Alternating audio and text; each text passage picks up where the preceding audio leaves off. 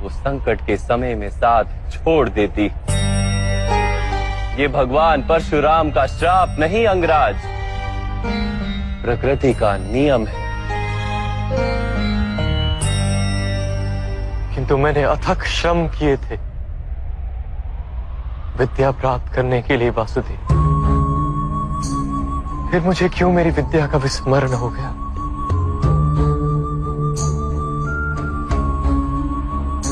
विद्या प्राप्त करने का प्रयत्न आपने क्यों किया था अंगराज? क्या विद्या का महत्व जाना था आपने? क्या विद्या प्राप्त करके समाज को लाभ देने की इच्छा थी आपके हृदय में, या केवल अपने अपमान का प्रतिशोध लेने हेतु आपने विद्या प्राप्त की? वास्तव में विद्या प्राप्त करने हेतु श्रम की तो आवश्यकता ही नहीं होती, केवल एकाग्रता और समर्पण पर्याप्त है।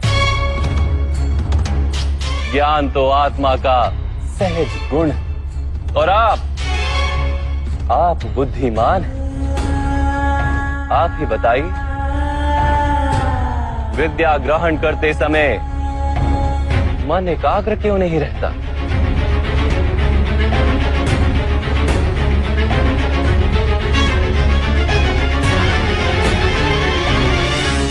जब ज्ञान को मनुष्य साधन मानता है,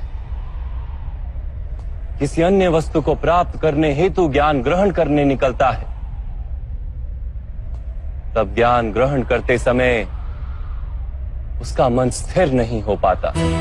ज्ञान उसकी आत्मा का गुण नहीं बन पाता। जैसे रंग वस्त्र का अपना गुण नहीं होता, इसीलिए सूर्य प्रकाश में तप कर रंग छूट जाता है। जो व्यक्ति अमूल्य ज्ञान का मोल जानकर ज्ञान प्राप्त करता है, वो उत्तम बन जाता है। किंतु जो व्यक्ति कुछ और प्राप्त करने के आशय से ज्ञान प्राप्त करता है, वो जीवन भर श्रेष्ठ बनने की स्पर्धा में लगा रहता है, किंतु उत्तम नहीं बन पाता। आपने भी ज्ञान प्राप्त किया किसी आशय से, भगवान की शरण में रहकर भी आपका मन शांत नहीं हुआ। आप प्रतियोगिता करते रहे कहीं दूर बैठे अर्जुन के साथ।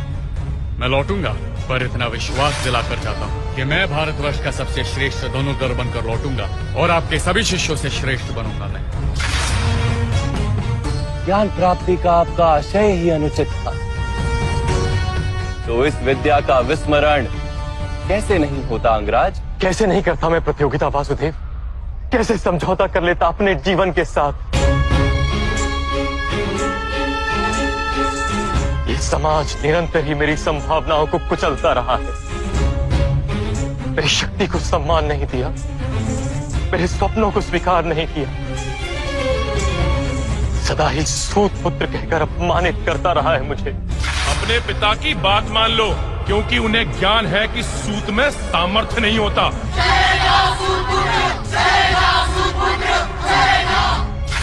ईश्वर की दी हुई संभावना मनुष्य का अधिकार है वासुदेव, और यही समाज किसी को उसके अधिकार से किस प्रकार वंचित कर सकता है?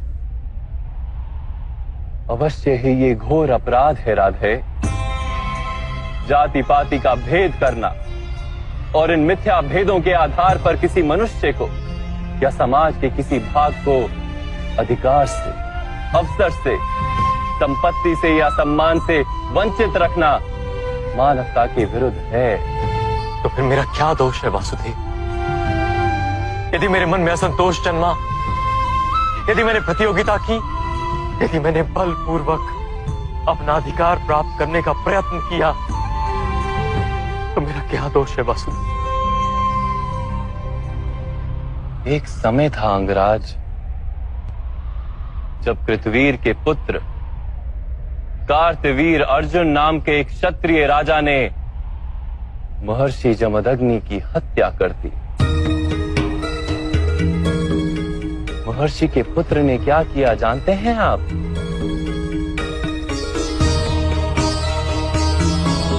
उन्होंने अपनी पीड़ा में भी विचार किया कि क्यों उनके पिता महर्षि जमदग्नि की हत्या की गई, कहां फैला था अधर्म। उन्होंने अपनी पीड़ा का विस्मरण कर दिया, समग्र समाज की पीड़ा को अपना लिया और अधर्मी क्षत्रियों का नाश कर समग्र आर्यवर्त को शुद्ध करने को जीवन मंत्र बना दिया। वो केवल प्रतिशोध लेकर बैठते तो आज भगवान परशुराम नहीं कहलाते।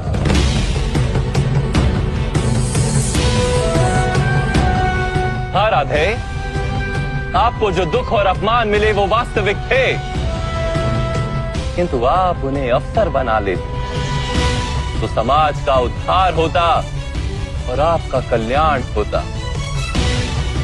आप जैसे शक्तिमान मनुष्य का आधार यदि अन्य शोषित और पीड़ित लोगों को मिल जाता तो कितने जीवन सुख से भर जाते।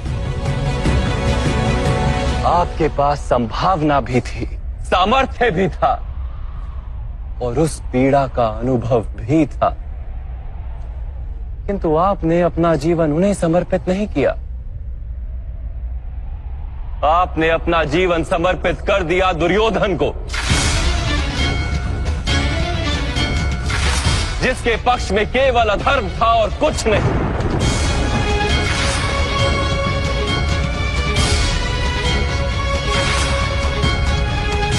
अब देखिए अपनी स्थिति, आप दुर्योधन के पक्ष में खड़े रहे, आप पांचाली के वस्त्र हरण जैसे पाप के भागी बने, आप अपनी माता का सम्मान नहीं कर पाए, अपने ही भाइयों के 2-2 पुत्रों की हत्या की आपने, और आज अपना धर्म गंवाकर, अपनी विद्या गंवाकर, अपना संतोष गंवाकर अपने ही अनुज के हाथों मरने के लिए सज्ज खड़े।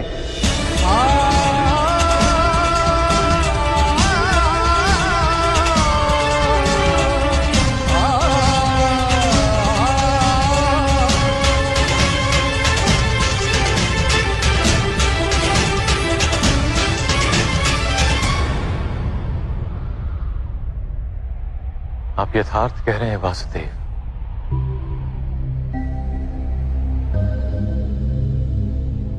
किंतु मैं मित्र दुर्योधन के उपकारों का विस्मरण नहीं कर सकता। कौन सा उपकार राधे? क्या आपसे मित्रता करने के पश्चात दुर्योधन ने समग्र हस्तिनापुर के सूतों और पीड़ित मनुष्यों को विद्या का अधिकार दे दिया? क्या उसने सारे पीड़ित और शोषित समुदाय को अपना लिया? नहीं, नहीं राधे, उसने केवल अपने लाभ हेतु आपसे मित्रता की। आपके हृदय में अर्जुन के प्रति जो प्रतिस्पर्धा थी, उसके कारण आपसे मित्रता की। यदि आपने अपने दुखों का त्याग करके समाज के दुखों को अपनाया होता तो दुर्योधन की मिथ्या मित्रता का सत्य आप जान पाते। यदि दुर्योधन के हृदय में उपकार की भावना होती तो आप उसके माध्यम से संसार के पीड़ितों को लाभ करवा पाते। वास्तव में उसे सारे अधर्मों और अपराधों से मुक्त करवा पाते, किंतु आपने सत्य जाना ही नहीं। आप पर किए गए उपकारों का वास्तव में कोई मूल्य ही नहीं था। मैंने जीवन भर पीड़ितों और वंचितों को दान दिया है वासुदेव। अपनी संपत्ति में से अपने पास कुछ भी नहीं रखा।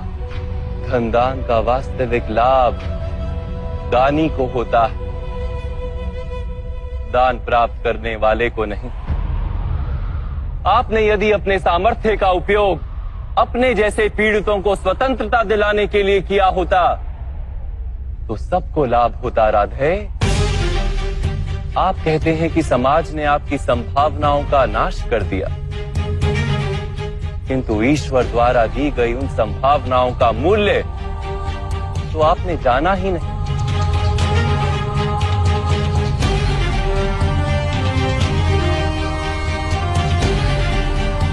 एक सत्य जान लीजिए, जो व्यक्ति समाज के लिए जीता है उसे स्वयं भी लाभ होता है, किंतु जो व्यक्ति केवल अपने लिए जीता है वो स्वयं को और समाज को दोनों को हानि पहुंचाता है। कुरुक्षेत्र में आज जो विध्वंस हो रहा है उसका कारण ना दुर्योधन है और ना ही मामा श्री शकुनी। ये पाप 3 महारथियों का है, महामहिम भीष्म, गुरु द्रोण और आप राधे।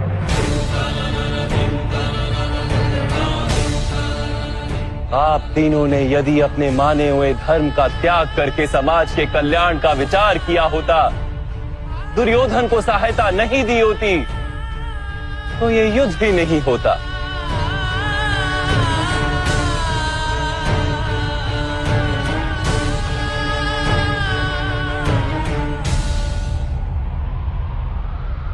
आप उचित कह रहे हैं वासुदेव।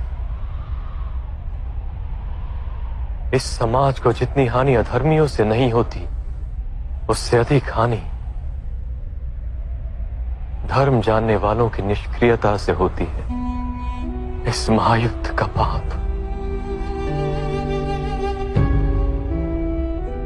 हमारे सर है।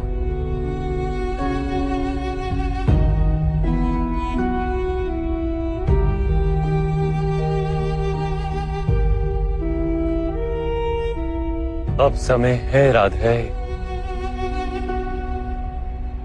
अपने दुखों को भूल जाइए, अपने अधर्म का त्याग कीजिए और अपनी मृत्यु को स्वीकार कर लीजिए। इसी में समाज का और आपका कल्याण है राधे।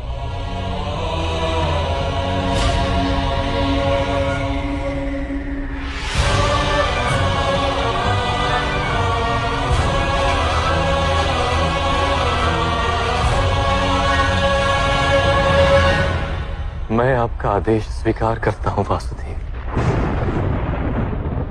मृत्यु का भी स्वीकार करता हूं।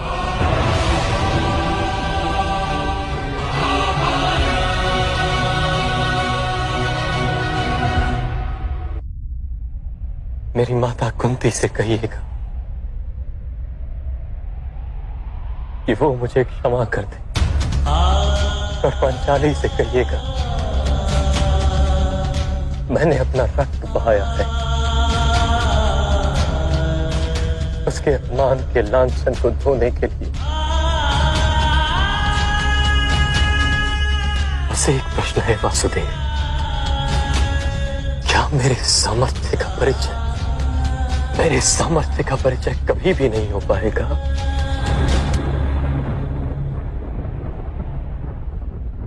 राधे, जब आपके हाथ में धनुष नहीं, आपके रथ का पहिया भूमि में धंसा और आपको अपनी विद्या का विस्मरण हो गया है, ऐसे अवसर का लाभ उठाकर आपका वध करना पड़ रहा है। क्या यही आपके सामर्थ्य का प्रमाण नहीं?